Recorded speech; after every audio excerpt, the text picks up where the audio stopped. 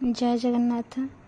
मु बहुत भल पाउଥିବା गोटे गीतटे आपनको शुणाऊँगी, बहुत भल लगे आशा करे। चाउलरू भात सबुठी रंधात, चाउलरू भात सबुठी रंधात, भातरू चाउल जेउठी हुए, मितणी म जगन्नाथ धाम सिए, मितणी म जगन्नाथ धाम सिए, मितणी म जगन्नाथ धाम सिए। मु लास्ट 31 डिसेम्बर पुरी जाइए बाबू सहित झगड़ा कर झील को एकुटिया नहीं कि पड़े डायरेक्टली मो फ्रेंड पिंकी पाखे पहुँचली। से दिन ता पाखे रही तापर आम इवनिंग रे जाकि प्रभु पाखक गलु। बहुत भिड़ था 31 नाइट माने एते भिड़ थिला, बहुत समय लाइन में भी रही। बाकी जहाँ भी हो छुआ दुटा को धरिकी दी जन बहुत भल दर्शन सारू।